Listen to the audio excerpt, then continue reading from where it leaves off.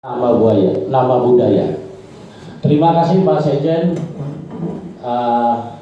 Selamat datang kepada peserta webinar hari ini di FKMTI yang dirahmati Allah. Kita berharap dengan webinar ini ya membawa berkah buat bangsa kita. Karena FKMTI itu perjuangannya bukan sendiri-sendiri, tapi untuk dalam rangka bela negara. Kenapa begitu?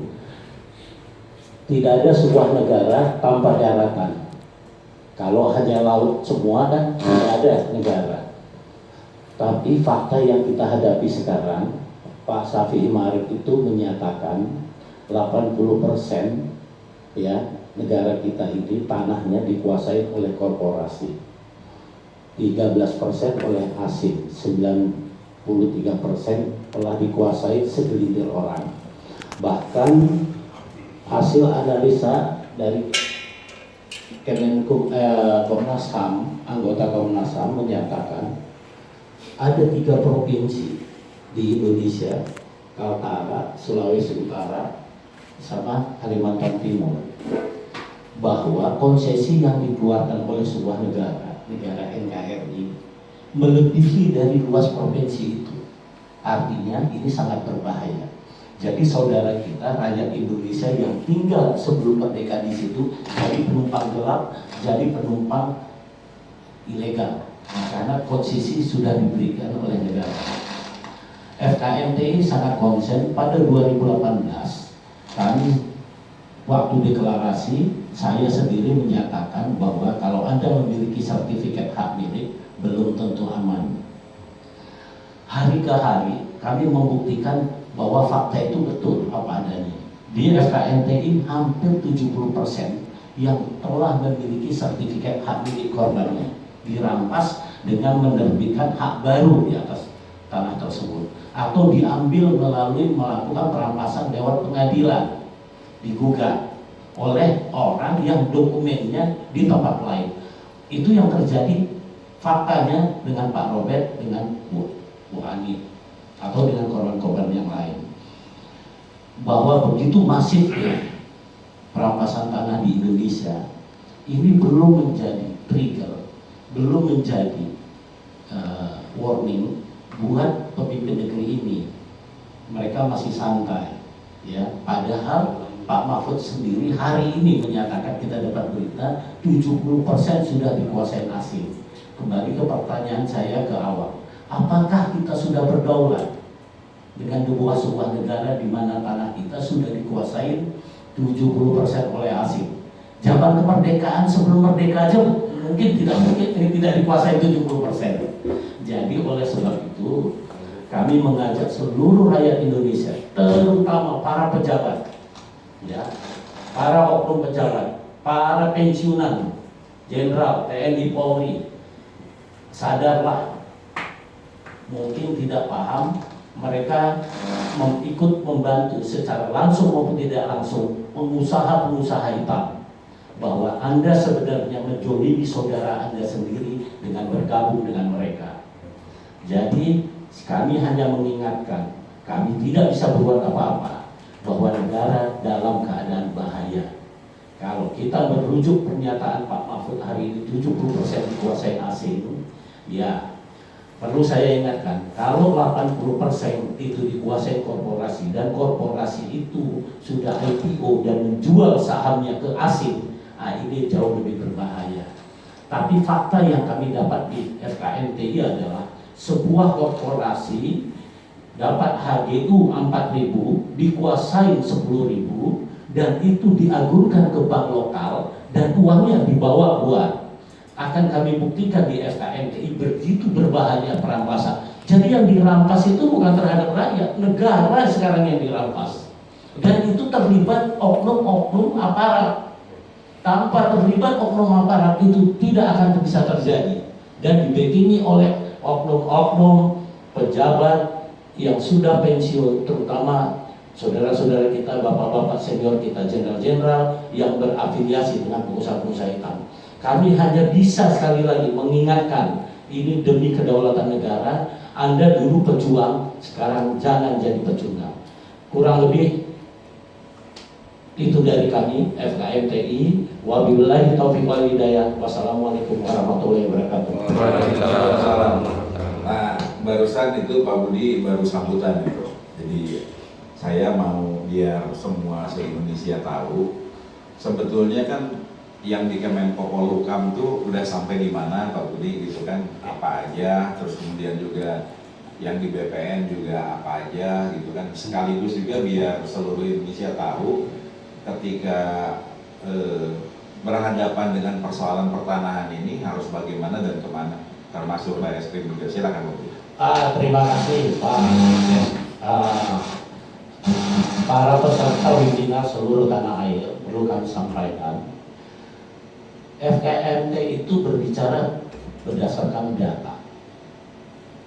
Ya, kami berusaha mengumpulkan data sedemikian rupa sesuai dengan PP 10 tahun 61. Kenapa begitu? Karena PP 10 nomor 10 tahun 61 tentang pendaftaran tanah, di situ menyatakan dengan tegas hak kepemilikan lama. Jadi karena masyarakat kita adalah pada umumnya masyarakat adat, hak wilayah itu diakomodir. Beda dengan dengan PP 24 yang digantikan oleh PP 24 tahun 97. Di mana kesimpulannya di PP itu adalah orang yang berkepentingan siapa? Itu yang berkepentingan adalah BPN. Dan dia mengakomodir pembeli yang beritikat baik. Nah, di sini menjadi bottleneck-nya. Oke, itu sudah terjadi. Sehingga yang dilakukan FKMTI adalah mengumpulkan data sesuai dengan PP 10 tadi tahun 61 tentang pendaftaran tanah. Kita susun datanya secara sistematis dan data itu sudah ada 22 di Menko Polhukam, kami serahkan 1 tahun yang lalu. Dan ada data yang sudah lengkap, siap adu data dengan siapapun. Ya, sudah kita masukkan ada 11 di BPN. Ya, jadi di BPN itu ada 11 data anggota FKMTI yang siap diadu data yang kami serahkan itu tahun 2019. Tapi alhamdulillah itu tidak pernah ditanggapi. Ya, kita bersyukur sampai hari ini belum ditanggapi. Jadi itu juga disyukurin, bukan nggak boleh marah. Anggota FKMTI nggak boleh marah, harus sabar. Nanti kalau kira-kira nanti tahun depan tidak ditanggapi, nama kita rubah. Seluruh anggota FKMTI jadi Sabarudin. Jadi Sabarudin. Nah, sabar sampai mati. Ya, oke, itu. Ya.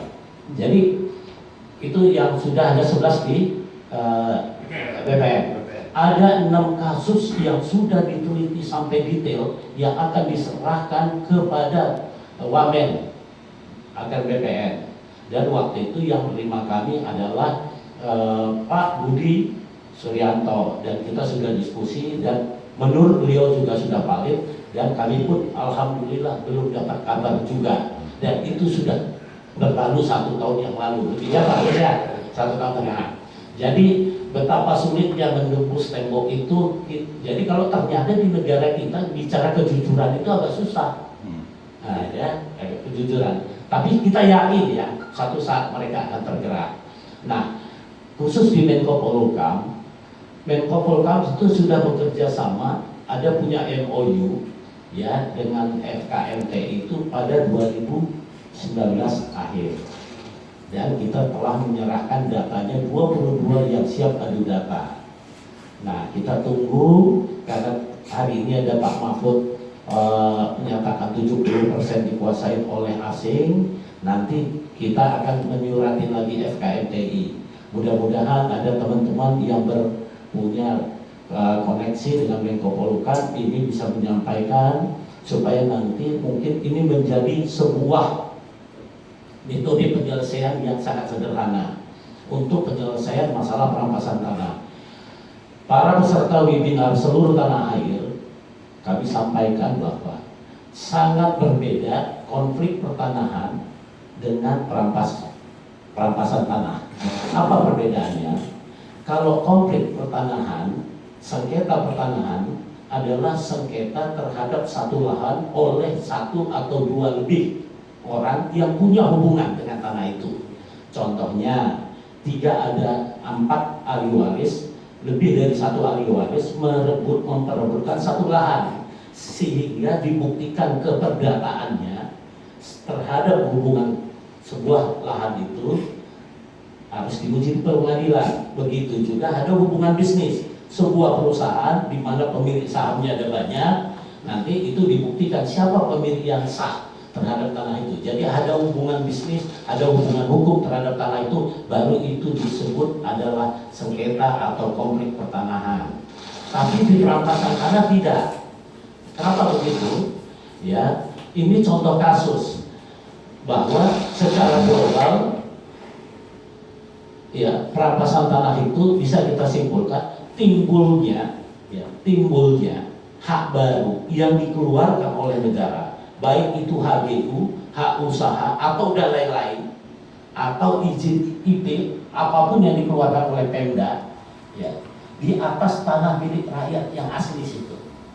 Nah, sekarang sini ada contoh nih, teman-teman kita dari Muara Enim, bahwa ada sebuah perusahaan dengan HGU 8.500 hektar kurang lebih, ada terbit tahun 94, ya bagus ya.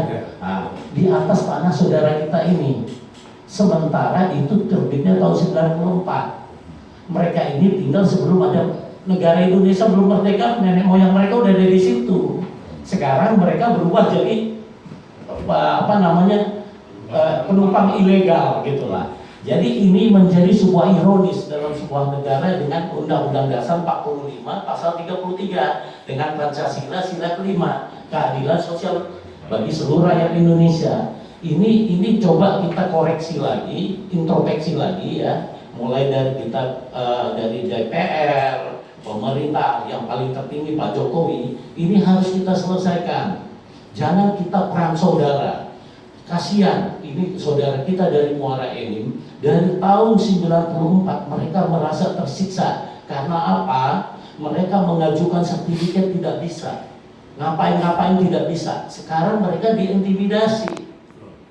Nah, dan ini tidak hanya terjadi di Muara Enim, terjadi juga di tempat-tempat lain. Itu yang menyangkut dengan logika tadi yang disampaikan Pak Mari Muhammad, itu adalah 80% dikuasai korporasi. Artinya seluruh Indonesia ini terjadi jamak seperti ini. Nah, di FKMTI adakah solusi itu? Ada, sangat sederhana. Bagaimana caranya? Satu, penegakan hukum. Bagaimana mungkin di saudara kita dari Muara Enim, ya, keluar HGU 8.500 hektar, ya, sementara warganya masih ada di situ. Ini logikanya ada kebalik-balik. Padahal keluarnya sebuah HGU ada aturannya. Apa aturannya? Yang paling simpel itu adalah dia ada bukti udah membebaskan dari warga itu. Kalau ternyata sekarang warga itu ternyata tidak pernah menjual, tidak pernah membebaskan, berarti yang menerbitkan HGU ini adalah mafia. Diduga nih. Ya, jadi gampang. Kembali lagi penyelesaiannya, diadu data, diusut semua. Ini kalau tidak dihukum pelaku-pelaku ini dibiarkan saja, ya, ini akan lama-lama negara kita akan hancur. Siapa sebenarnya yang menghancurkan negara? Mereka-mereka yang terlibat tadi, oknum-oknum aparat tadi. Dialah yang pengkhianat negara ini. Kenapa saya katakan pengkhianat? Dia digaji negara untuk membetulkan negara, tapi dia merusak negara. Ini bukan hanya hukum mati, hartanya pun diambil semua ini. Ini melebihi dari korupsi, melebihi dari teroris. Jadi tolong kita kompak seluruh rakyat Indonesia. Mari kita jaga negara kita, mari kita jaga kedaulatan tanah kita. Saya kira itu Pak Agus ya. Kita minta dari Menko Polhukam ataupun BPN untuk mengakomodir data yang kita sudah berikan. Kami siap anggota FKMTI. Jika data kami tidak benar, kami siap kehilangan tanah kami. Jika tanah kami benar, itu harus kembali dan pelakunya harus dihukum seberat mungkin. Demikian dari saya. Terima kasih. Baik, terima kasih. Kita semangat dulu nih Pak Budi. Jadi Bapak-bapak sekalian dan Ibu, sebetulnya sangat sederhana cerita perampasan tanah ini, karena nanti juga selain Pak Jaki, di sini ada Pak Tarman juga cerita sedikit gitu kan, kemudian Agusni juga nanti menyampaikan sedikit, gampang banget. Nah tapi sebelum ke sana, karena ada tamu-tamu kita yang terhormat dari ini akan menyampaikan sesuatu, kita dengar dan semoga kedatangannya ke Jakarta berapa kilometer ya Pak ya? 500. Kemarin kita lihat di Google 500. Oh berarti bolak-balik 1000 kilometer Pak ya. Ini ikhtiar yang luar biasa. Jadi saya kira di situasi yang seperti ini sulit gitu kan, karena mereka nanti kita dengar sendiri seperti apa gitu kan, tinggal dari tahun berapa sampai datang ke Jakarta gitu kan. Nah mempersiapkan data dan yang lain-lain. Nah, untuk mempersingkat waktu, silakan siapa dulu yang akan silakan. Mama kan dulu sebentar lagi nyampe ke surat terbuka. Ya silakan. Nanti setelah surat terbuka yang lain juga silakan bicara. Terima kasih. Assalamualaikum warahmatullahi wabarakatuh. Waalaikumsalam. Selamat pagi, salam sejahtera buat kita semua yang hadir pada hari ini. Pertama, marilah kita mengucapkan puji syukur kehadirat Allah Subhanahu wa Ta'ala, Tuhan yang Maha Kuasa,